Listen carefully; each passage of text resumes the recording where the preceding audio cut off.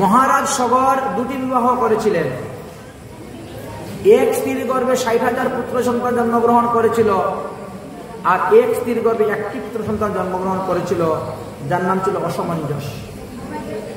অসমঞ্জস বাল্যকালে খুব দুষ্ট প্রকৃতি ছিল, এই জন্য তাকে তিনি ত্যাগ করে দিয়েছিলেন। অসমঞ্জস বনে গিয়ে হরিভজন করতে শুরু করলেন। সগর রাজার দ্বিতীয় স্ত্রীর থেকে 60,000 পুত্র সন্তান জন্মগ্রহণ করল। সগর রাজা 100টা অশ্বমেধ যজ্ঞ করবেন সংকল্প নিলেন। 99টা যজ্ঞ পূর্ণ হয়ে গেছে, একটা যজ্ঞ বাকি আছে। আর সেই সময়ে দেবরাজ ইন্দ্র ঘোড়া চুরি করে নিয়ে কপিল মুনির আশ্রমে বেঁধে রেখে গঙ্গাসাগরে রেখে পালিয়ে গেলেন। ঘোড়া খুঁজতে গিয়ে সগর রাজা 60,000 পুত্রগণ গেলেন, কপিল মুনির প্রধান হলে তারা ভস্মীভূত হয়ে গেল। এই অসমঞ্জস্যে তখন বাড়িতে ফিরে আসলেন। অসমঞ্জস্যের কাছে সমস্ত দুঃখের কথা বললেন, পুত্রকে পূজার জন্য গেলেন। অসমঞ্জস বিবাহ করলেন, তার থেকে জন্ম নিল অংশুমান। অংশুমান বড় বুদ্ধিমান ছিলেন, তিনি তার কাকাদেরকে পূজার জন্য বেরিয়ে গেলেন এবং খুঁজতে খুঁজতে খুঁজতে খুঁজতে গিয়ে তিনি গঙ্গাসাগরে গিয়ে পেলেন। কপিল ভগবানকে স্তুতি ভক্তি প্রণতি করলেন, চাইলেন কি কেমন করে সগর রাজার বংশের লোকেরা উদ্ধার হইবে। বলে যদি গঙ্গা আনতে পারো ব্রহ্মার কুমণ্ডলু থেকে, ব্রহ্মার কুমণ্ডলুতে গঙ্গা আছে, সেই গঙ্গার জল আনিয়ে যদি স্পর্শ করতে পারো তবে সগর রাজার 60,000 পুত্র উদ্ধার হবে। অংশুমান আসলেন, এসে তিনি বললেন সগর রাজাকে।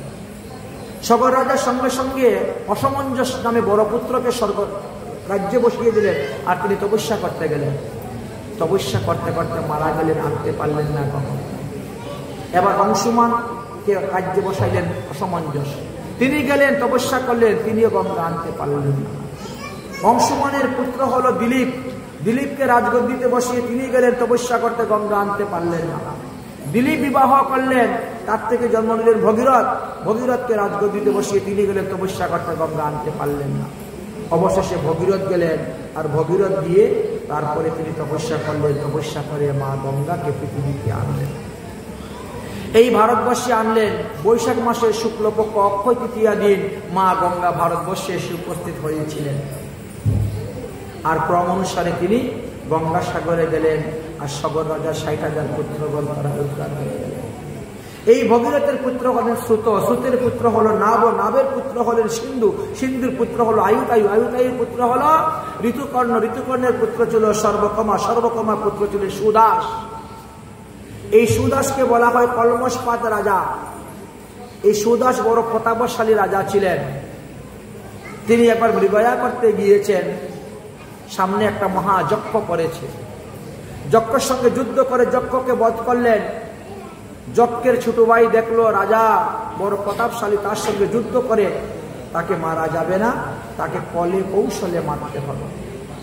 ওই যজ্ঞ একটা ব্রাহ্মণের বেশ ধারণ করে এসে সৌদাস রাজার চরণে পরে হাউমাউ করে কাঁদতে শুরু করলো, আমি বড় দিন ভিখারি দরিদ্র ব্রাহ্মণ, আপনি আমাকে একটা চাকরির ব্যবস্থা দিন। বলে ঠিক আছে, তাহলে আমার ঠাকুর ঘরে ঠাকুর পূজা করো, ঠাকুরে রান্না করো, ভোগ লাগাও, তুমি যখন ব্রাহ্মণ মানুষ তোমার বেতন দিব, এতে তোমার সংসার চলবে। নিয়ে চলে গেলেন। সৌদাসের রাজবাড়িতে আরম্ভ করলো সেই ব্রাহ্মণ পূজা, রান্না করা, ভোগ লাগানো। আর মনে মনে হিংসা, এই রাজা তুমি আমার ভাইকে বধ করেছ, তোমাকে বধ করে প্রতিশোধ নিতে, কিন্তু সুযোগ তো পাচ্ছে না। একদিন রাজা সৌদাস বলছে, তুমি তো খুব ভালো রান্না করে ভোগ দাও, অতি উত্তম প্রসাদ হয়, তাহলে আগামী করল আমার গুরুদেবকে নিমন্ত্রণ দিব, আমার গুরুদেব আসবেন, অতএব তুমি রান্না করে রাখবে, গুরুদেব এসে ভোগ লাগাইবেন, লাগিয়ে প্রসাদ পাবেন। ঠিক আছে, সুযোগ পেয়ে ভোরবেলা উঠে ওই রাক্ষস, ওই যক্ষ নকল ব্রাহ্মণ বেশ ধরেছে, তো জঙ্গলে চলে গেছে। জঙ্গলে গিয়ে মানুষ মেরে, মানুষ কেটে, মানুষের মাংস এনে ওই রান্নার মধ্যে মিশ করে দিয়েছে, দিয়ে সুন্দর করে কাপড় দিয়ে ঢেকে ঢুকে রেখে পালিয়েছে। না জানে সৌদাস রাজা, না জানে কেউ। গুরু বৈশিষ্ট্য এসে উপস্থিত হয়েছেন।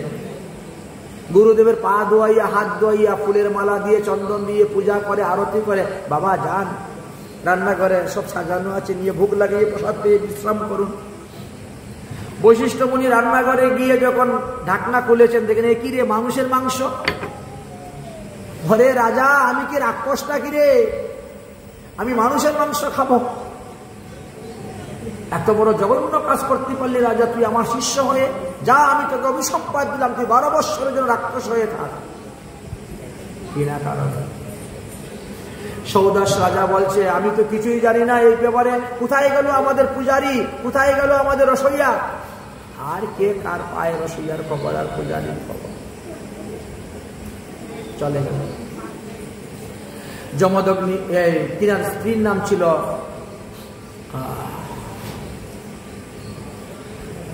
সৌদাসের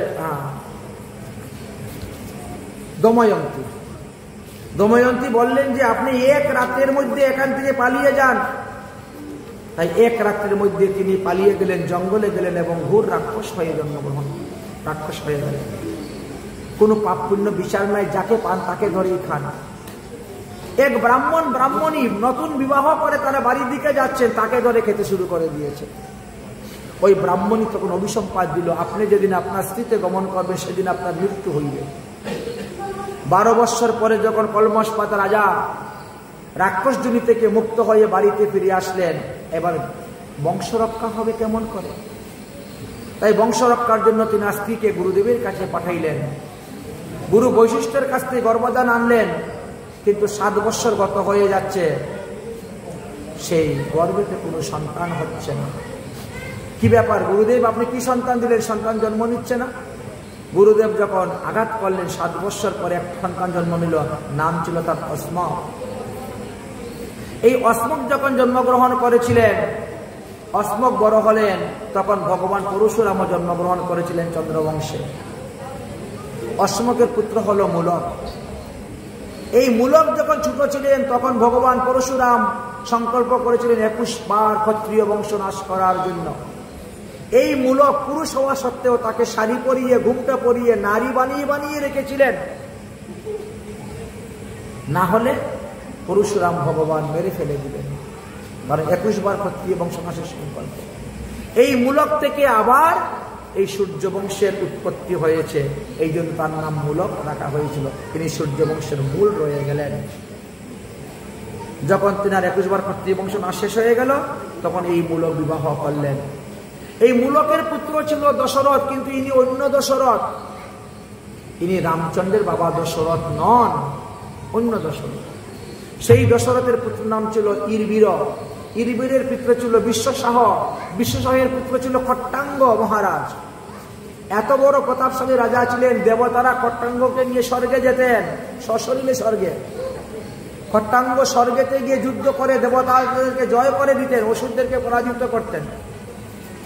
দেবতারা খট্টাঙ্গের উপরে অতি প্রসন্ন। খট্টাঙ্গ মহারাজ বলেন, আপনি কি বর চান? আপনি যেই বর চান সেই বর দিব, আপনার কৃপাতে আমরা নিষ্কণ্টক স্বর্গরাজ্য ভোগ করতেছি। খট্টাঙ্গ বললেন যে, তাহলে দেখো আমার পরমায়ু কত, আমার পরমায়ু কত আছে দেখো, তারপরে বর নিব। বলে, আপনার পরমায়ু মাত্র 48 মিনিট আছে, 48 মিনিট পরে আপনার মৃত্যু। বলছে অমরবর তো? বলে অমরবর নাই আমার। তাহলে আর কোনো বল লাগবে না, আমাকে পাঠাও ভারতবর্ষে। এই তো আসলেন। 48 মিনিটের মধ্যে হরিভজন করে, হরি পাদপদ্ম লাভ করে হরিধামে চলে গিয়েছিলেন এই খট্টাঙ্গ মহারাজ। আর কেউ পারে নাই। হরিভজনের এমন দাম, আপনি যদি কায়মন বাক্যে 48 মিনিট হরিভজন করতে পারেন, এতেই আপনি সমস্ত পাপ থেকে মুক্ত হয়ে হরিধামে যেতে পারবেন। তার প্রমাণ খট্টাঙ্গ মহারাজ দেখিয়েছিলেন। খট্টাঙ্গ মহারাজের পুত্র ছিল সুবাহু। সুবাহুর পুত্রের নাম ছিল রঘু, যার থেকে আমরা রঘুবংশ বলি। ভগবানকে বলি রঘুপতি রাঘব রাজা রাম পতিত পাবন সীতারাম, বলি না? এই হলেন সেই রঘু। রঘুর পুত্রের নাম ছিল অজ। অজের পুত্রের নাম ছিল দশরথ। দশরথ মহারাজ পুত্র সন্তান লাভের জন্য এক এক করে বিয়ে করতে করতে 3টা বিয়ে করলেন, কিন্তু তথাপিও পুত্র সন্তান তিনার ভাগ্যে হল না। একদিন মৃগয়া করতে গেলেন, আর শব্দবেদী বান মারলেন, তাতে সিন্ধুমুনি মারা গেল। সিন্ধুমুনি মারা যাওয়াতে অন্ধমুনি অভিশাপ দিলেন, আমি যখন পুত্র শোকে মারা যাচ্ছি তুমিও পুত্র শোকে মারা যাবে। দশরথ মহারাজ হাসছেন, বলছেন আমার তো কোনো সন্তানই নাই, তা আমি কোন পুত্র শোকে মারা যাব? বলে তাহলে আমার অভিসম্পাদটাই তোমার আশীর্বাদ হয়ে গেল, আমার আশীর্বাদে তোমার পুত্র সন্তান হবেই হবে, কারণ তুমি পুত্র শোকে মারা যাবে এই অভিসম্পাদ। সাপে বর হয়ে গেল। বাড়িতে আসলেন, বৈশিষ্ট্য বিশ্বামিত্র আদি মুনিদের সঙ্গে আলোচনা করলেন, বলেন ঋষ্যসিংহ মুনিকে নিয়ে আসে যজ্ঞ করাও, সিংহী ঋষ্যকে নিয়ে আসে যজ্ঞ করাও। যজ্ঞ করানো হলো, সেই যজ্ঞের চরু উঠল, 3 রানীকে চরু ভাগ করে দিলেন। ভগবান এক অংশ থেকে 4 অংশে এই 3 রানীর গর্ভ থেকে জন্মগ্রহণ করলেন।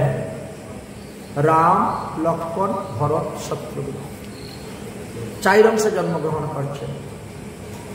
শ্রী রামচন্দ্র কৃপালু ভজ মন হরয় ভব ভয় দারুণ। শ্রী রামচন্দ্র পালু ভজ মন হরয় ভব ভয়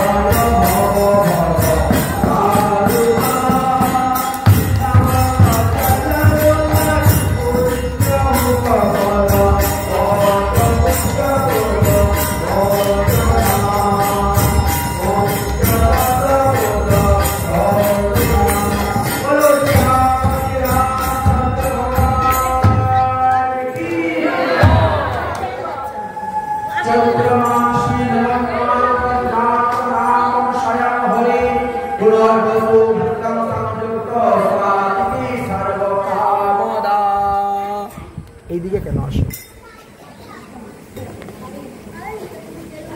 তাহলে সাতিথি সর্বকামদা, চৈত্র মাসের শুক্লপক্ষের নবমীতে মধ্যে ভগবান রামচন্দ্র আবির্ভাব হয়েছিলেন। পুনর্বসু নক্ষত্র ছিল সেই দিন, তাই বলছেন এই দিনটাকে বলা হয় রাম জয়ন্তী তিথি। এই রাম জয়ন্তী তিথি যিনি ব্রত উপবাস করেন তিনি 1000 একাদশী ব্রতের ফল লাভ করিতে পারেন।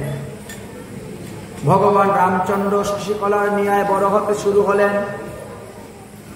এইবার ভগবান রামচন্দ্র উপনয়ন সংস্কার করানো হলো, তারপরে গুরুকুলে পাঠানো হলো। গুরুকুল থেকে সমস্ত শাস্ত্রবিদ্যা শিক্ষা লাভ করে 15 বছর বয়সে আবার অযোধ্যায় ফিরে আসলেন। অযোধ্যায় ফিরে আসার পর সবাই মহাসমারোহে ধুমধাম আনন্দ উৎসব করছেন। বিশ্বামিত্র মুনি এসে উপস্থিত হয়েছে। রাজা দশরথ, আমি একটা যজ্ঞ করতে যাচ্ছিলাম, কিন্তু বারবার তারকা রাক্ষস নিয়ে এসে আমার যজ্ঞ নষ্ট করে দেয়। অতএব তোমার পুত্র রামকে, লক্ষ্মণকে আমার সঙ্গে পাঠাও, কারণ আমি তো যজ্ঞ সংকল্প নিয়েছি, এই জন্য কোনো প্রাণী হিংসা করা নিষিদ্ধ, কোনো প্রাণীকে মারতে পারবো না। তাই রাম লক্ষ্মণকে নিয়ে গেলেন আর নিয়ে আরম্ভ করলেন সেখানে যুদ্ধ। সেই যুদ্ধে তারকা রাক্ষসকে বধ করলেন। এবার রাম লক্ষ্মণকে অযোধ্যায় ফেরত দিয়ে দিবেন, কিন্তু এমন সময় মিথিলা নগর জনকপুর থেকে মহারাজ সদানন্দ একটা না চিঠি লিখেছেন। চিঠিতে কি ছিল? জনক নন্দিনী সীতা দেবীর স্বয়ম্বর সভা, অতএব যত মুনিগণ আছেন, ঋষিগণ আছেন, রাজগণ আছেন, প্রত্যেকের পুত্র শিষ্য সহিত আসুন, এখানে পরীক্ষা করা হবে। কি পরীক্ষা? হরধনু ভঙ্গ। যে এই হরধনু ভঙ্গ করতে পারবে সেই সীতাকে বিবাহ করবে। এই জন্য বিশ্বামিত্র মুনি বললেন, তাহলে চলো রাম লক্ষ্মণ, এবার সেখানেই যাওয়া হোক। রাম লক্ষ্মণকে নিয়ে রওনা হয়েছেন, মরুভূমি, তপ্ত মরুভূমির উপর দিয়ে যাচ্ছেন। হঠাৎ দেখা গেল একটা তুলসী গাছ দেখা যাচ্ছে জীবিত। লক্ষ্মণ জিজ্ঞাসা করছেন, গুরুদেব, এই মরুভূমির মধ্যে একটাও গাছপালা নাই, এই তুলসী গাছটা এখানে বেঁচে আছে এই পাথরের পাশে, এ কেমন করে বলেন তো? বলে, ও পাথর নয় রে, পাথর নয়, উনি হলেন গৌতম মুনির স্ত্রী অহল্যা। তিনি একটু অপরাধ করেছিলেন, আর এই অপরাধের কারণে গৌতম মুনি অভিসম্পাদ দিয়েছিলেন, আর অভিসম্পাদের কারণে ইনি আহত হয়ে আছেন। তিনি কবে উদ্ধার হবেন? বলে, যদি ভগবান রামচন্দ্র পাদ স্পর্শ করেন, মস্তকে দেন, তাহলে সে উদ্ধার হয়ে যাবে। ভগবান রামচন্দ্র বলছেন, বলেন কি গুরুদেব, আমি একজন ব্রাহ্মণের মাথায় পা দিব, এটা হতে পারে? একজন ব্রাহ্মণের মস্তকে, দেখেন ভগবান পর্যন্ত সাহস পান না ব্রাহ্মণের মস্তকে পা দিতে, এটা কেমন করে? তখন কি করে? পবনদেব তখন ধুলা উড়াতে শুরু করলো। ভগবান রামচন্দ্রের চরণধুলি নিয়ে যেই দিল, এমনি পাষাণ থেকে মুক্ত হয়ে গেলেন। ভগবান রামচন্দ্র লক্ষ্মণকে নিয়ে রওনা হলেন, গিয়ে উপস্থিত হলেন। গিয়ে দেখেন বিরাট বড় বড় রাজা, বড় বীর যোদ্ধাগণ এসেছেন, বীর পুরুষ এসেছেন, কিন্তু কেউ ধনুষ তুলতেই পারে না। ধনুষ ভাঙবে তো দূরের কথা। জনক রাজা তো বড় বিস্মিত হয়ে গেছেন, যে মনে হয় পৃথিবীতে আর কোনো বীর পুরুষ নাই, ধনুষটা কেউ তুলতেই পারে না, ভাঙবে তো দূরের কথা। তাহলে আমার মেয়ে কি বিবাহ দেওয়া যাবে না? আমার মেয়ে কি সারা জীবন এইভাবেই থাকবে? তখন ভগবান রামচন্দ্র গেলেন। রামচন্দ্র যেই গিয়েছেন, ধনুষ তখন 2 হাত জোর করছে, প্রভু তোমার হাতে তো আমি ভেঙে যাব, তো ভেঙে যাওয়ার হাতে আমাকে 2টা বরদান দিন। ভগবান বলছেন, কি বর চাও? বলে, প্রথম বর হলো আমি যেন সর্বদা তোমার হাতে থাকি, তথাস্তু। দ্বিতীয় বর, আমি যেন তোমার অধরামৃত পান করতে পারি, তথাস্তু। তাহলে কেমন করে হবে? অত বাঁশ দিয়ে তৈরি করা তো সেই ধনুষ। ভগবান বললেন, দেখো এইবার তো আমি ধনুষ হাতে নিয়েই তো আমি অসুর মারব, সমস্ত অসুর নিধন লীলা তো আমার ধনুষ দিয়ে খেলা, তো তুমি তো বাঁশের ধনুষ, তুমি তো আমার হাতে আছোই। আচ্ছা, আগামীতে যখন আমি কৃষ্ণ অবতার নিব, তখন ওই বাঁশ দিয়ে বাঁশি বানাবো, বাঁশ দিয়ে বাঁশি বানিয়ে বাঁশি বাজাইব, তখন আমার ঠোঁট থেকে অধরামৃত পড়বে বাঁশির মধ্যে, তুমি পাবে, অধরামৃত তুমি পান করবে। আর তৃতীয়ত, কলিযুগে যখন গৌরাঙ্গ মহাপ্রভু হব, তখন বাঁশের লাঠি হাতে নিয়ে সন্ন্যাস গ্রহণ করে যাব, তখনও তুমি আমার হাতে থাকবে। অতএব তোমার মনোবাসনা পূর্ণ হয়ে যাবে। বরদান দিলেন ভগবান, ধরলেন, 2 থেকে 1 টান দিয়ে ধনুক তুললেন। ধনুকে যখন যা লাগাইতে গেলেন, ধনুক মরমর করে ভেঙে চলে গেল। সে সীতা দেবীর বিবাহ করার প্রস্তাব হয়ে গেল। বলেন, আমার বাবা না আসলে বিয়ে করব না। অযোধ্যা থেকে সংবাদ গেল, দশরথ মহারাজ তখন ভরত শত্রুঘ্নের সঙ্গে করে নিয়ে গেলেন। যাই হোক, ওখানে যাওয়ার পরে সীতা দেবীরও কাকাত্ব জ্যাঠাত্ব বোন ছিল, সবার একসঙ্গে বিয়ে একদিনই হয়ে গেল। অগ্রহায়ণ মাসের শুক্লপক্ষের পঞ্চমীতে সীতার বিবাহ হয়েছিল ভগবান রামচন্দ্রের সঙ্গে। আজ পর্যন্ত এই বিবাহ উৎসব পালন করা হয় নেপালের জনকপুর মিথিলা নগরে। জনকপুরে 84 ক্রুশ আছে, এটা পরিক্রমা হয়। মাঘী পূর্ণিমা থেকে পরিক্রমা আরম্ভ হয়। অযোধ্যা থেকে হাজার হাজার ভক্তগণ যান ওই বরাত রূপে। যত লোক যাইবে এই 15 দিন তাদের থাকা ফ্রি, খাওয়া ফ্রি, রামচন্দ্রের বিবাহ উৎসব উপলক্ষে। আমি আমার জীবনে 2 বার গিয়েছিলাম, তার মধ্যে একবার পরিক্রমা করেছিলাম সেই মিথিলানগর 84 ক্রুশ। ভগবান রামচন্দ্রের বিবাহেতে যেমন বরযাত্রীকে মর্যাদা দেওয়া হয়েছে, সেইভাবে এখানে মর্যাদা দেওয়া হয়। সব সাধুদেরকে একটা করে বস্ত্র দেওয়া হয়, 100 টাকা দক্ষিণা দেওয়া হয়, বিভিন্ন দ্রব্য দান করা হয় ওই বিবাহ উৎসব উপলক্ষে। যত সাধু যাবে। জনকপুর থেকে জয়নগর রেল স্টেশন হইতে জনকপুর পর্যন্ত একটা রেল আছে। ওই রেলের টিকিট ফ্রি, ভাড়া ফ্রি সাধুদের জন্য, ভারতবর্ষের সাধুদের জন্য। আমি নিজে 2 বার গিয়েছিলাম, খুব আনন্দ। সীতামারি, যেখানে সীতা উৎপত্তি হয়েছিলেন, ওই যে জনক রাজা হাল চাষ করতেছিলেন, হাল চাষ করতে গিয়ে মাটির থেকে উঠেছিলেন সীতা, সে নাম সীতামারি, এখনো নাম আছে সীতামারি, জায়গাটার নাম ওই সীতা যেখানে উৎপত্তি হয়েছিল। বিবাহ মণ্ডপ এখন পর্যন্ত সাজানো আছে, তৈরি করা আছে। যাই হোক, ভগবান রামচন্দ্র সীতাকে বিবাহ করলেন, লক্ষ্মণ শত্রুঘ্ন ভরত তারাও বিবাহ করলেন। বিয়ে করার পরে 6 মাস ছিলেন তারা সেখানে। জনক রাজা না আজকে না কালকে যাবেন, কালকে না পরশু যাবেন করতে করতে 6 মাস রেখেছিলেন। প্রতিদিন স্বর্ণ থালায় ভোজন হইত। একবার ভোজন করার পরে সেই থালা ফেলে দেওয়া হতো, আবার নতুন থালায় ভোজন দেওয়া হতো। আমরা যেরকম এখন কাগজের ফর্মের থালা ব্যবহার করি, 1 টাইম থালা, একবার খাইয়া ফেলে দেই, ওরা তখন স্বর্ণ থালা একবার খেয়ে ফেলে দিতেন। স্বর্ণের থাল, স্বর্ণের গ্লাস, স্বর্ণের বাটি ঘটি সব। তাহলে কত সুবর্ণ ছিল জনক রাজার ভবনে, চিন্তা করেন তো। 6 মাস ছিলেন ঘর জামাইয়ের মতন ওখানে। তারপরে আসলেন 6 মাস পরে যখন সীতা দেবীকে, আচ্ছা, ভগবান রামচন্দ্র যখন বিবাহ করেছিলেন তখন তিনার বয়স ছিল 18 বৎসর, আর সীতার বয়স ছিল তখন 9 বৎসর, 8 বৎসর। 8 বৎসর ছিল সীতার বয়স। সীতাকে নিয়ে যখন আসতে শুরু করলেন, সীতার রূপ দেখে জয়ন্ত, ইন্দ্রের পুত্র জয়ন্ত কাক রূপ ধারণ করে আসলে সীতার গালের মধ্যে চঞ্চু মারার জন্য রামচন্দ্র 1 বাণ দিয়েছিলেন, কানে চোখ কানা করে পাঠিয়ে দিয়েছে। এই জন্য আজ পর্যন্ত কাকের 1 চোখ কানা। মরীচি রাক্ষস সামনে দাঁড়িয়েছিল খাওয়ার জন্য, 1 বাণ মেরেছিলেন, একেবারে লঙ্কায় গিয়ে পড়েছে এই মরীচি রাক্ষস। তারপরে নিয়ে গেলেন, হই হই রই রই করে বেশ কিছুদিন কাটালেন। দেখতে দেখতে 10টা বৎসর পার হয়ে গেল। 10 বৎসর না, 6 বৎসর। ভগবান রামচন্দ্রের 24 বৎসর বয়স তখন, আর সীতার 12 বা 14 বৎসর বয়স তখন, এরকম হবে। ভগবান রামচন্দ্রের 24 বৎসর বয়স হয়ে গেছে। ভরত শত্রুঘ্ন মামার বাড়ি গিয়েছেন বেড়াতে, বর্তমানে যে পাকিস্তান, ওটা অখণ্ড ভারতের মধ্যে ছিল। মামার বাড়ি বেড়াতে গিয়েছেন।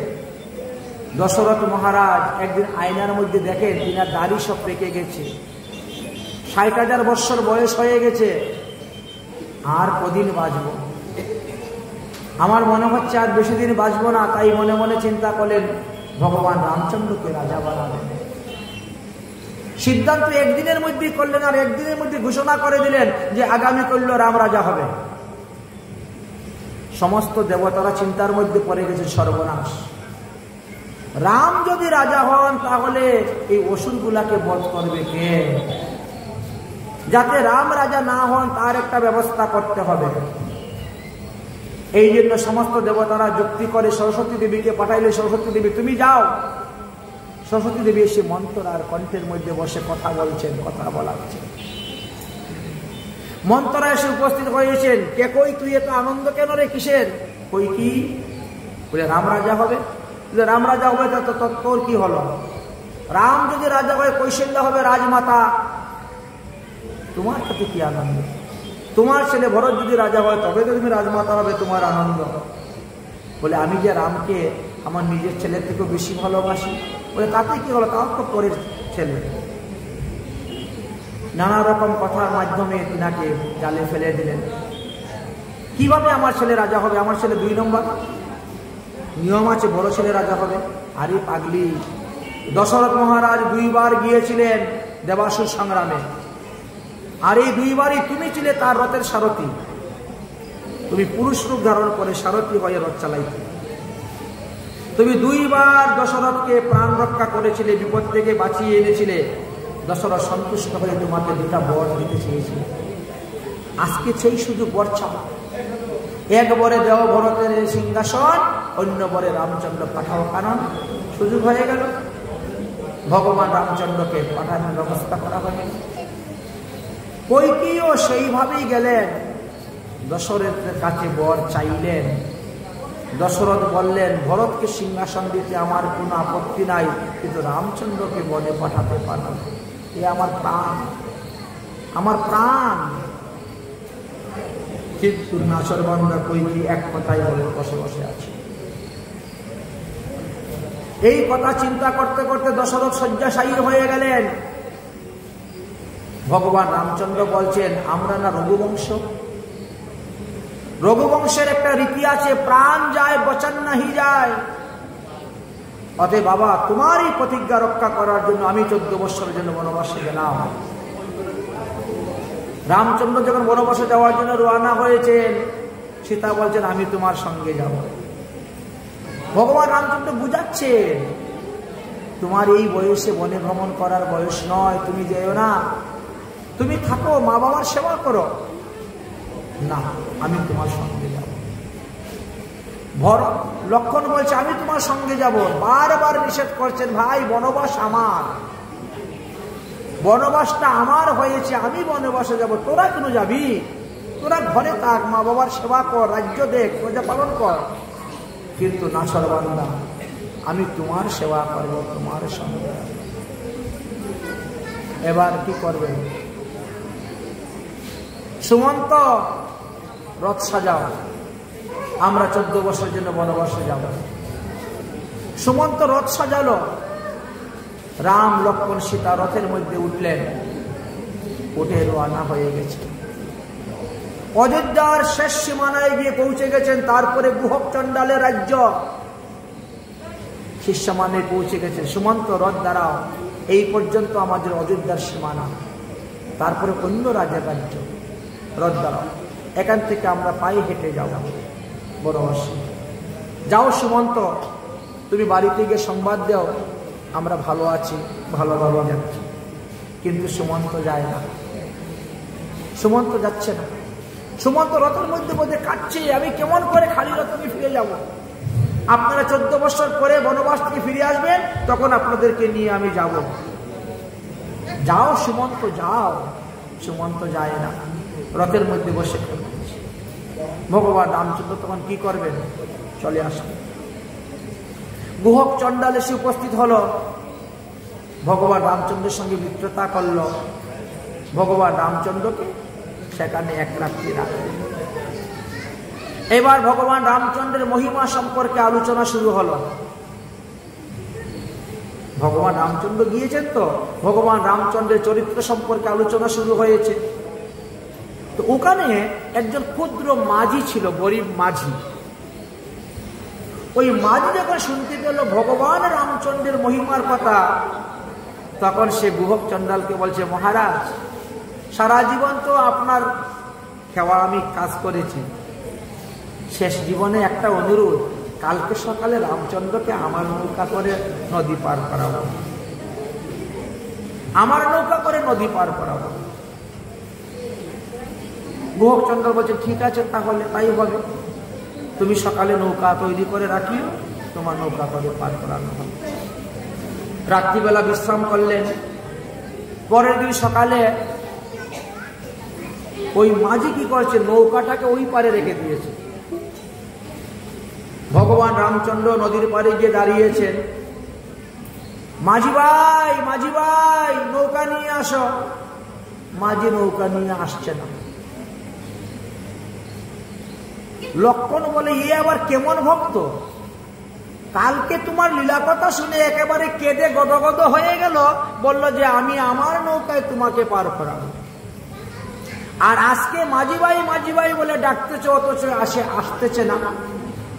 এ আবার কেমন লীলা। এই তারটাকে কে নাড়াচ্ছে? এ আবার কেমন ভক্ত। ভগবান রামচন্দ্র বলছেন, লক্ষণ ভাই, আমার বনিতেই গন্ডগোল হয়েছে। কোন দোকানদার যদি ব্যবসা খুলতে যায়, দোকান খুলে, আর প্রথম বনির সময় যদি গন্ডগোল হয়ে যায়, তো সারা দিনই গন্ডগোলেই যাবে। লক্ষণ বলছে, তার মানে বুঝলাম না। বলে, বুঝলে না, বনকষ্ট তো আমার হয়েছে।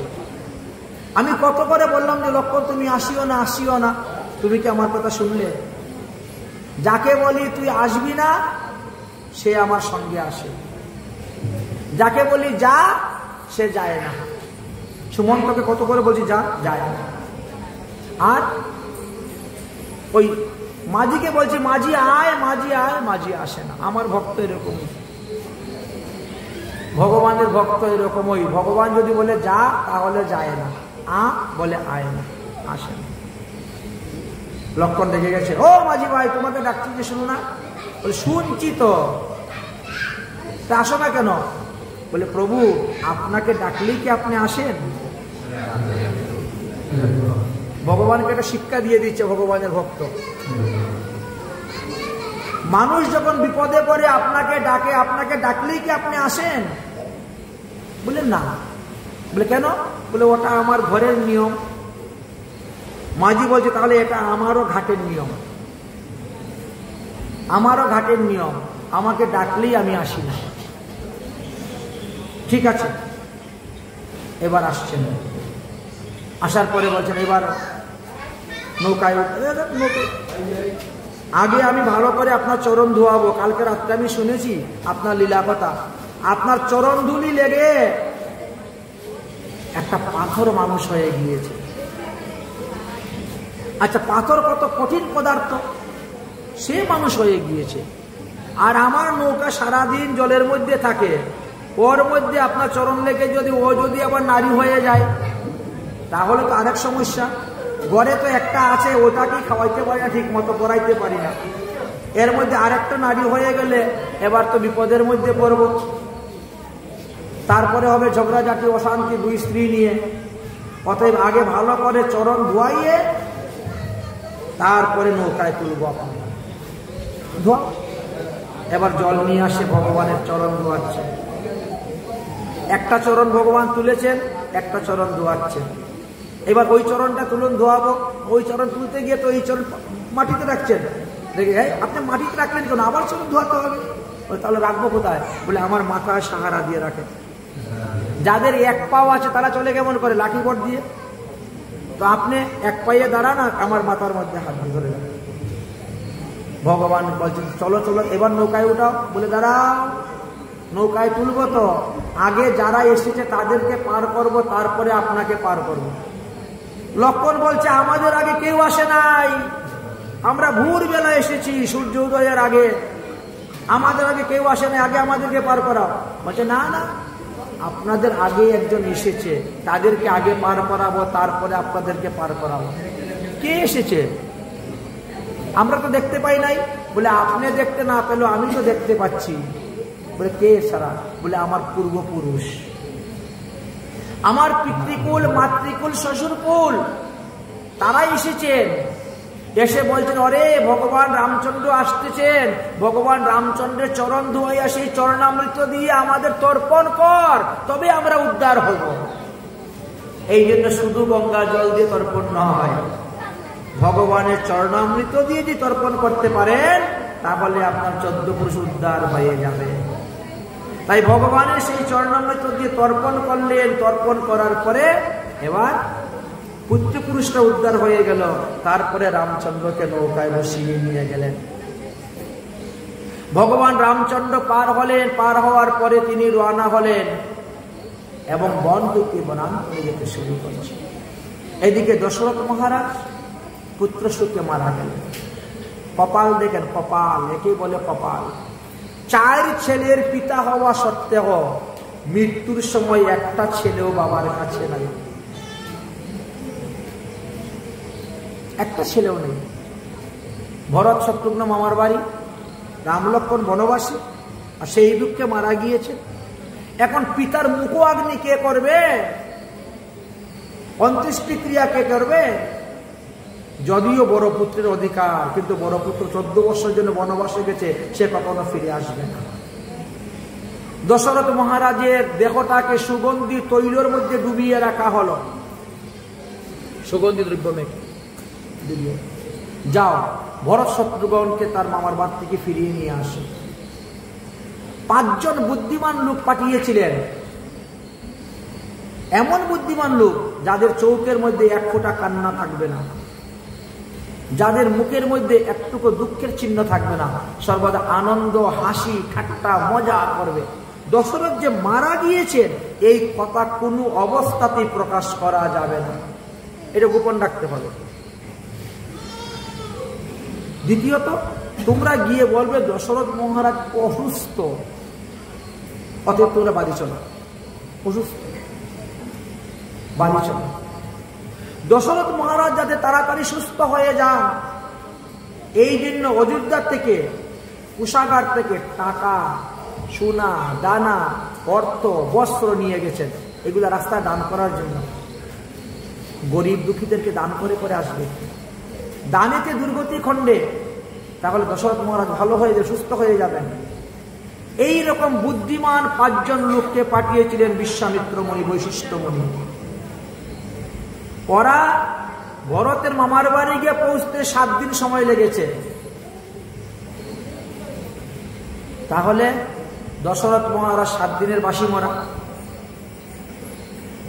আর দিনের দিন গিয়ে তারা সেখানে পৌঁছেছে, 7 দিন সময় লেগেছে। 8 দিনের দিন পৌঁছার পরে এবার গিয়ে বলছেন দশরথ মহারাজ তো খুব অসুস্থ, অতএব তোমরা চলো। এখন মামার গোষ্ঠী বলছে আরে ঠিক আছে, কালকে যাবে না, আজকে থাক। 9 দিনের দিন রওনা হলো। আবার রাস্তার মধ্যে দান দক্ষিণা করে করে আসতেছেন, আস্তে আস্তে আরো 8 দিন, যেতে 8 দিন, আসতে 8 দিন, 16 দিন। দশরথ মহারাজ ভগবানের পিতা হওয়া সত্ত্বেও 16 দিনের বাসি মরা। আপনার কপাল আর আমার কপালের কথা কি বলবো। 16 দিন পরে যখন আসলেন অযোধ্যায়, তখন শুনতে পেলেন সমস্ত ঘটনা। তখন তো কেঁদে কেঁদে কোনো লাভ নেই বাবা, 16 দিনের বাসি মরা হয়ে গেছে, এবার চলো তোমার বাবার অন্ত্যেষ্টি ক্রিয়া করো। 16 দিন পার হয়ে গেল, 17 দিনের দিন গিয়ে দাহ সংস্কার করা হলো। দাহ সংস্কার করার পরে কি বললেন? আজকে থেকে তোমাদেরকে অসুষ মানতে হবে। আমাদের সমাজে একটা ভুল প্রচলন প্রথা আছে, যেদিন মারা যায় আমরা সেদিন থেকে অসুষ মানি, কিন্তু শাস্ত্রে বলছে যেদিন দাহ সংস্কার করা হবে সেদিন থেকে অসুষ মানতে হবে।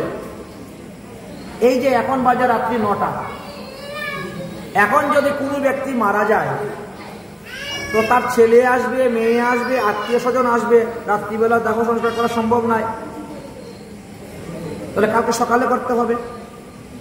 তো কালকে সকালে যদি আপনি দাহ সংস্কার করেন তো কালকে সকাল থেকে আপনার অসুষ গণনা হবে 1, 2, 3, 4 করে, আজকে থেকে গণনা করা যাবে না। এইটা আমাদের সমাজের মধ্যে একটা কুসংস্কার চলে আসতেছে, যেদিন লোক মারা যায় সেদিন থেকে আমরা অসুষ গণনা করি, যেদিন দাহ সংস্কার করা হয় সেদিন থেকে গণিত হয়। যদিও ক্ষত্রিয়ের 12 দিন অসুষ, ব্রাহ্মণের 10 দিন, ক্ষত্রিয়ের 12 দিন, বৈশ্যের 15 দিন, শূদ্রের 1 মাস, অন্তর্জাত 45 দিন। কিন্তু বৈশিষ্ট্য মুনি বললেন যে গরুর পুরাণ, বরাহ পুরাণ লেখা আছে সর্ববর্ণেষু দশা হে, তুমি 10 দিনেই অসুস মানতে শেষ করতে পারবে, যেহেতু ওদিকে 17 দিন চলে গেছে না, আমাদের 17 দিন চলে গেছে, অতএব 10 দিনই অসুস মানা। 10 দিনে অসুস মানা হলো, কত হলো? 27 দিন। 27 দিন। এবার 28 দিনের দিন শ্রাদ্ধ করা হবে। একাদশী ব্রত পড়ে গেছে। না না না, ব্রত করা যাবে না। একাদশী দিনে ব্রত করা নিষিদ্ধ, পিণ্ডদান করা নিষিদ্ধ। তারপরের দিন করো, কোনো ক্ষতি হবে না। 29 দিনে গিয়ে দশরথ মহারাজের শ্রাদ্ধ হলো, পিণ্ডদান হলো, কি ক্ষতি হয়ে গেছে? আর আমাদের সমাজের যে সমস্ত আছেন তারা কি করেন? একাদশী দিন পর্যন্ত বাপ দাদার শ্রাদ্ধ করিয়ে সারেন, বলে শ্রাদ্ধ না করলে শ্রাদ্ধ পতিত হয়ে যাবে, পিতৃপুরুষ নরকে যাবে। ওই দশরথ মহারাজ নরকে গিয়েছেন, কোন শাস্ত্রে লেখা আছে? কোন শাস্ত্রে তো লেখা নাই। 29 দিনে শ্রাদ্ধ হয়েছিল যে ভগবানের বাবা, তার 4 ছেলে থাকা সত্ত্বে। আপনারা আমার কপালের কথা কি বলবো? শ্রাদ্ধের পরে গেলেন রাম লক্ষ্মণের সঙ্গে দেখা করার জন্য চিত্রকূট পর্বতে। রাম লক্ষ্মণের সঙ্গে দেখা করতে গেলেন, রাম লক্ষ্মণ বলছে আমরা ফিরে আসবো না। চরণ পাদুকা নিয়ে আসলেন আর নন্দীগ্রামে বসে রাজত্ব করলেন। ভরত যাতে আবার পুনরায় গিয়ে রাম লক্ষ্মণকে ফিরিয়ে নিয়ে না আসে, এই জন্য সেখান থেকে আরো দূরে চলে গেলেন। বন হইতে বনান্তরে যেতে যেতে শেষ পর্যন্ত গিয়ে কোথায় পৌঁছিলেন? একেবারে পঞ্চবটী বন। মধ্যে সৌবরী ঋষির সঙ্গে, সবরীর সঙ্গে দেখা হলো, সবরী উচ্ছিষ্ট বের খেয়েছিলেন। তারপরে অত্রিমুনির আশ্রমে গিয়েছিলেন। অনুসুয়ার নিকট থেকে সীতা দেবী নারী ধর্ম শিক্ষা গ্রহণ করেছিলেন। পঞ্চবটী বনে যখন গেলেন তখন ওই রাবণের বোন শূর্পণখা আসছিল। এসে তো রামচন্দ্রকে দেখে পাগল হয়ে গেছে বিয়ে করার জন্য। এত সুন্দর যুবক রূপ দেখে বিয়ে করার জন্য পাগল। এই জন্য তিনিও সুন্দর একটা রূপ ধারণ করলেন। রূপ ধারণ করে এসেছেন বিয়ে করার জন্য প্রস্তাব। ভগবান রামচন্দ্র বলছেন আমার তো প্রতিজ্ঞা আছে, আমার এক স্ত্রী থাকতে আমি দ্বিতীয় স্ত্রী বিবাহ করব না। আর আমার তো একটা আছে, লক্ষণ একটা আসে নাই সঙ্গে, অতএব লক্ষণের কাছে যাও। লক্ষণের কাছে যখন গেলেন, লক্ষণ বলছেন আমি যদি তোমাকে বিয়ে করি তাহলে তোমাকে আমার সেবা করতে হবে, আমার দাদার সেবা করতে হবে, আমার বৌদির সেবা করতে হবে, 3 জনের। আর দাদাকে যদি বিয়ে করো তাহলে আমি উল্টা তোমার সেবা করব, তোমার কাপড় চোপড় ধুয়ে দিব, তোমার সব কিছু করবো। কোনটা তোমার লাভ? আমারে বিয়ে করবে, দাদাকে বিয়ে করবে? দেখবে দাদাকে বিয়ে করেই লাভ, একটা ভালো দেবর পাবো, কাপড় চোপড় ধুয়ে দিবে, বাড়ি ঘর ঝাড়ু ভিজে দিবে, আমার সেবা করবে। এই জন্য গেলেন। কিন্তু ভগবান রামচন্দ্র বলছেন আমি তো প্রতিজ্ঞাবদ্ধ, এক স্ত্রী থাকতে দ্বিতীয় বিবাহ করবো না। তাহলে ওটাকে আমি খেয়ে ফেলি। আসল রূপ বেরিয়ে গেল। আসল রূপ ধারণ করে যখন সীতাকে খেতে গেলেন, লক্ষ্মণ তখন ছায়ার দিকে তুলেছিলেন অস্ত্রটা। তুলতে গিয়ে নাক কেটে গেছে। অস্ত্র তোলার সময় নাক কেটে গেছে। এমনি শূর্পণখা দৌড়ে পলায়ন, হরি বাবারি আমার নাক কেটে ফেলেছে। নিজে তো বিয়ে করলোই না, আর নাক কেটে দিল যাতে আর কেউ বিয়ে করতে না পারে। নাক কাটা মেয়েকে বিয়ে করলো। নাকটা একটা সৌন্দর্য না আমাদের। তিনি রেগে গিয়ে খরদূষণকে বললেন। খরদূষণ 27,000 সৈন্য নিয়ে আসলেন। যুদ্ধ হলো, সেই যুদ্ধে সবাইকে মারলেন।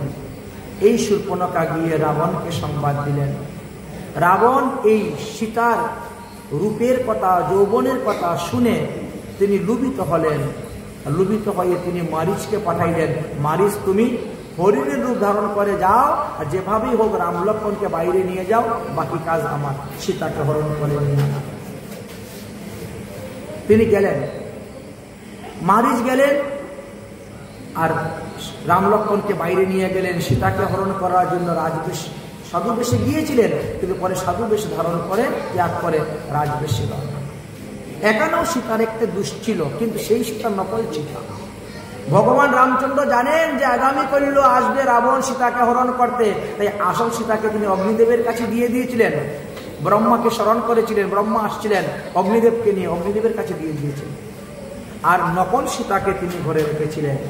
নকল সীতা ছিলেন ব্রহ্মার কন্যা বেদবতী, ইনি হলেন নকল সীতা, তাকে রেখেছিলেন ঘরে। লক্ষণ এই ব্যাপারে কিছুই জানতেন না।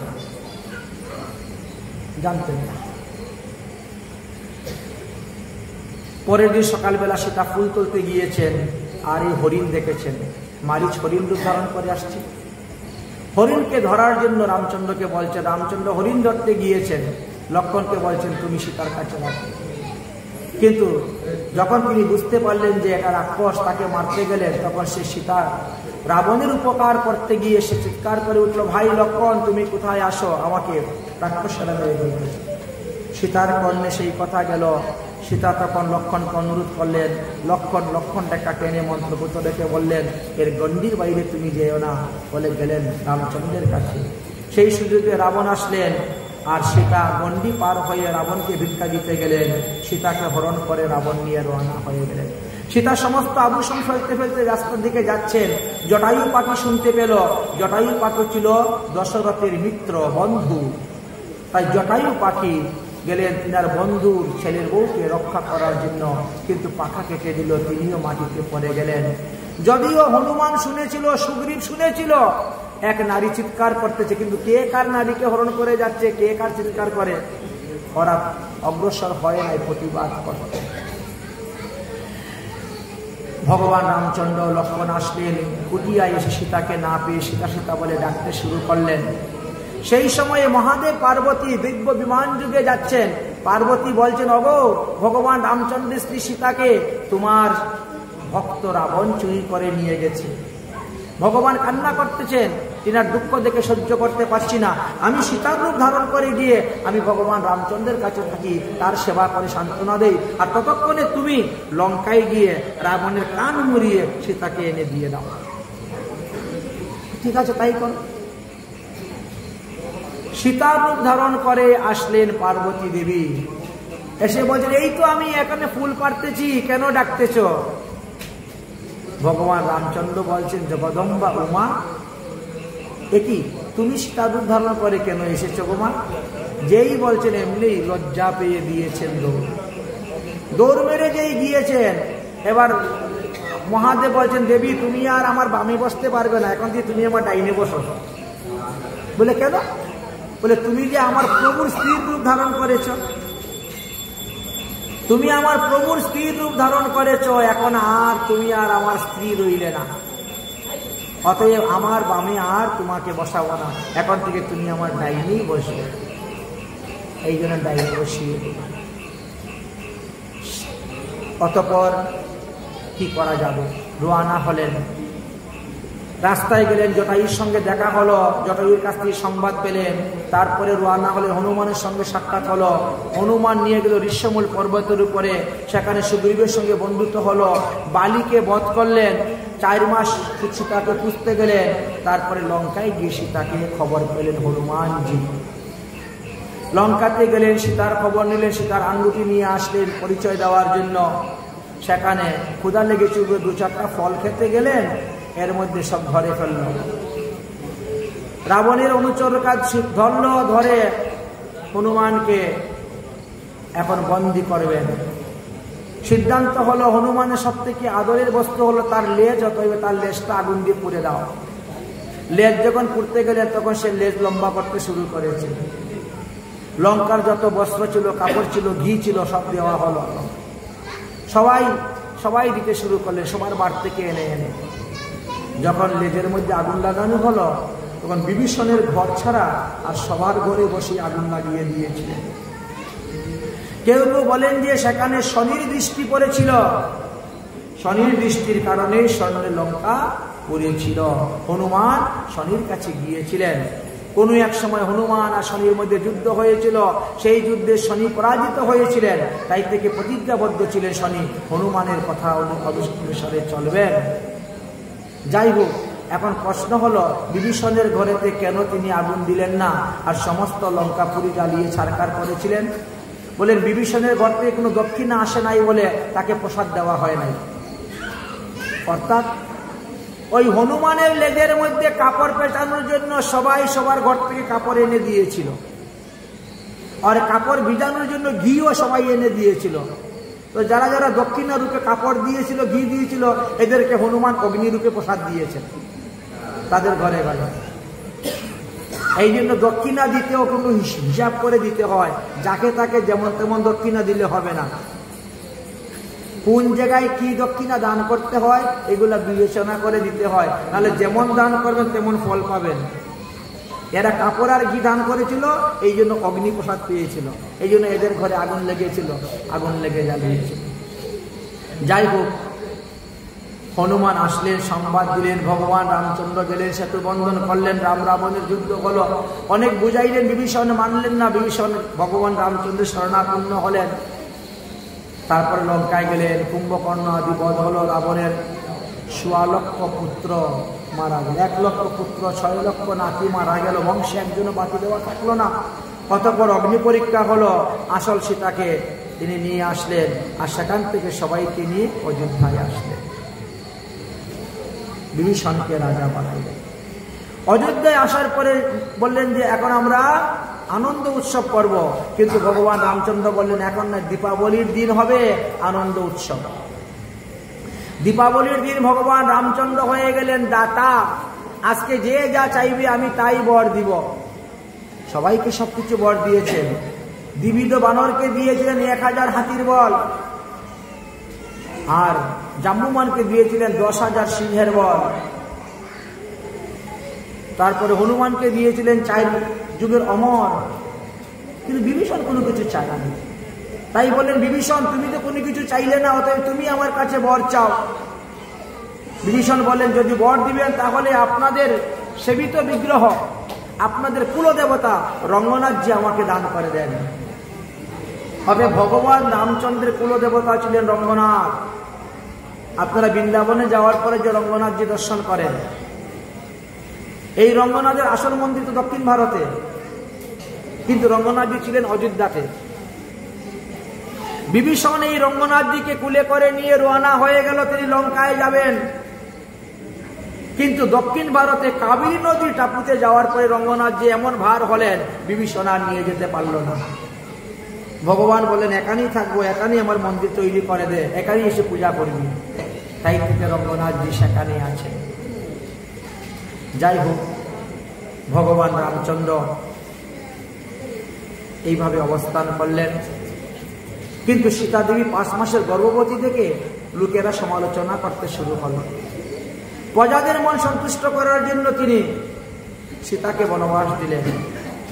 সেখানে লবকুশের জন্ম হল, আর লবকুশের জন্ম হওয়ার পর ভগবান রামচন্দ্র একটা যজ্ঞ করবেন। সেই যজ্ঞতে ঘোড়া ছেড়েছিলেন, লবকুশ ঘোড়া বেঁধেছিল, একে নিমিত্ত করে যুদ্ধ হলো, পিতা পুত্রের মিলন হলো। সীতা আবার অগ্নি পরীক্ষা করতে চাইলেন, সীতা পাতালে চলে গেলেন। সীতার সেই চুল ধরতে গেলেন, কিন্তু সীতা পাতালে চলে গেলে, কুশ হাতে রয়ে গেল চুল। সেই চুল থেকে কুশ এবং কাশের উৎপত্তি হল। কেউ বলে দুব্বার উৎপত্তি হয়েছে, সেই কুশ থেকে দুব্বার, চুল থেকে, সীতার চুল থেকে দুব্বার উৎপত্তি হয়েছিল। তাই দুব্বা অতি পবিত্র, দুব্বা ভগবানের সেবায়। যাই হোক, ভগবান রামচন্দ্রের ১১,০০০ বছর পর্যন্ত রাজত্ব করেছিলেন ভগবান রামচন্দ্র, আর ১৩,০০০ পর্যন্ত অবিউত্রভাবে ভগবান ছিলেন। এইভাবে ভগবান রামচন্দ্র ২৪,০০০ বৎসর ছিলেন। ভগবান রামচন্দ্রের পুত্র কুশ, কুশের পুত্র অতিথি, অতিথির পুত্র নিষাদ, নিষাদের পুত্র নব, নবের পুত্র পুণ্ডরীক, পুণ্ডরীকের পুত্র ক্ষেমধন্যা, ক্ষেমধন্যার পুণ্য দেবাদিন, দেবাদিনের পুত্র অহিনী, অহিনীর পুত্র পারাশি যাত্র, পারাশি যাত্রের পুত্র বলহস্ত, তার পুত্র হল বজ্রনাথ, তার পুত্র খগেন্দ্র, তার পুত্র বিধিকি, তার পুত্র হিরণ্যব্য, তার পুত্র পৈশ্য, তার পুত্র ধ্রুবসন্ধি, তার পুত্র সুদর্শন, তার পুত্র অগ্নি, তার পুত্র মরু। এইভাবে এতজন রাজত্ব করেছিলেন অযোধ্যায়। এই মরু হলেন সূর্যবংশের শেষ রাজা। এই মরু যুগ বলে তিনি এখনো কালাগ্রামে বসে আছেন। এই কলিযুগে যখন সূর্যবংশ শেষ হইবে, তখন তিনি ওই কালাগ্রাম থেকে উঠে আবার সূর্যবংশ প্রবর্তন করবেন। এই হলো সূর্যবংশের কথা।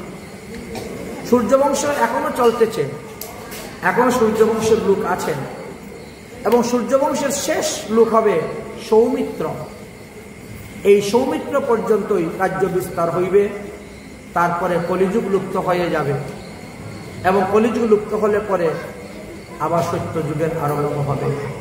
তাই কলিযুগের শেষ রাজা সূর্যবংশের রাজা থাকবেন সৌমিত্র নামক রাজা।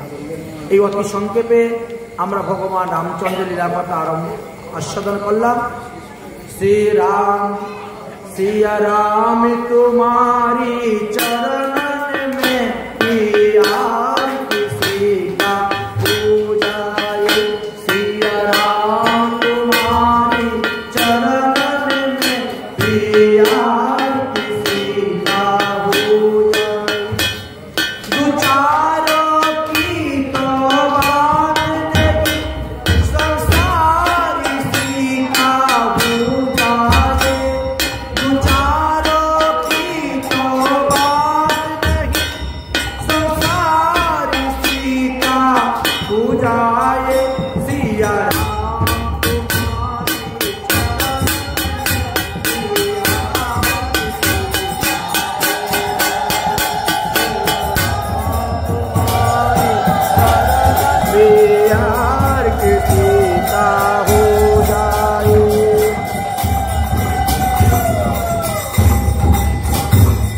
सबरी ने कहा बेद परी,